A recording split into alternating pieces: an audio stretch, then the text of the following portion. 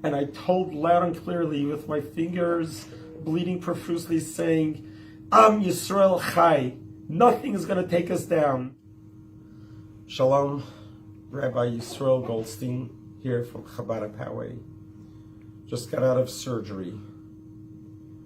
It's not even 24 hours since the unthinkable, unfathomable terrorist attack occurred at Chabad Poway.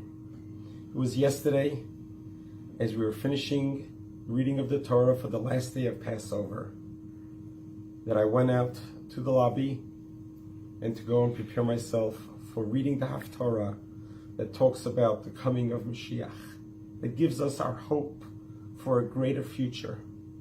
After freshening up, I come back to the lobby, and our dear friend, Mrs. Lori Kay, who has been with us since the early 90s, a woman full of chesed and kindness. Her mother recently died, and she came to me and asked me, what time is Yizkor? Because she wants to say Yizkor for her mother.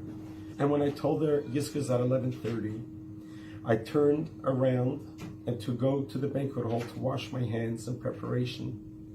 Then I heard the very first shot. I instinctively turned around to try to see what's going on, and I locked eyes with this terrorist, this murderer, evil human being standing there. He was in position with the rifle as he turned the rifle on me, and I lifted up my hands to protect my face, and he shot a couple rounds off, taking off my right finger and severely damaging my left finger, index finger, which we hope will survive this. I turned her back around and I realized we have an active shooting going on. I saw a group of kids in the banquet hall. I ushered them together and I ran outside. My young granddaughter, Musia, 4.5 years old, is watching her Zaidi bleeding profusely. I didn't even realize that. I took a talus, wrapped it around my hand, and I shouting as loud as I could to get all the kids away to a neighboring house, got back into shul, got all members to leave. Miraculously, his gun jammed, and there was a border patrol agent who recently discovered his Judaism. Jonathan was there. As soon as he heard the commotion, he was able to get access to a gun, and he ran after, pursued the shooter, who got away in the car. He got off a few rounds on the car, but he got away. And fortunately, the police were able to apprehend him, the shooter, right afterwards. There is a tremendous amount of miracles that have occurred in this event, albeit the horrific loss of a dear Lori. For me, I went back into the lobby and I saw Lori laying on the floor. Her dear husband, Dr. Howard, who's a Kohen, who came to shul to do Abrichas Kohanim, fainted and is laying next to her. Is passed away. Beautiful Lori. It was just a horrific sight to be seen.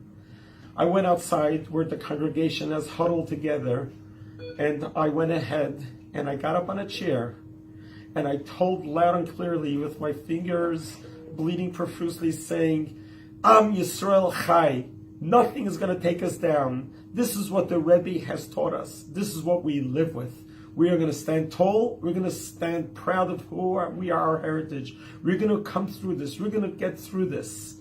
And the paramedics tried to get me down. And I said, I'm not leaving until everyone is accounted for. And once everyone was together, I went out to the paramedics and I had a 4.5-hour surgery where the surgeons worked very hard. They could not save my right index finger, but hopefully the left one will. So what we're going to do is, just like the Rebbe taught us, we are going to do something positive. I'm encouraging and I'm pleading with every single Jew that sees this appeal.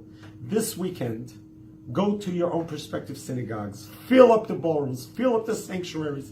Let them see that nothing will take us down. Let them see that this is not going to deter us. It's not going to scare us. The Jewish unity is what we need now more than ever. So we're all Yidden, and we all need to stand together, hold hands together, love each other, just like the Rebbe taught us, unconditional love. That a little bit of light pushes away darkness. A lot of light will certainly push away this horrific darkness. I don't know what the future holds for our congregation, for our preschool, for all of us. Everyone is scared, frightened, and shooken up. But one thing we do know, we're not alone. We have a family of shluchim We have a family of Jewish communities.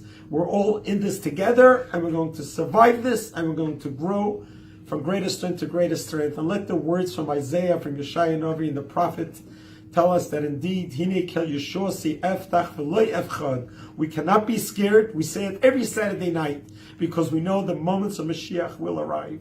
Hashem should heal me.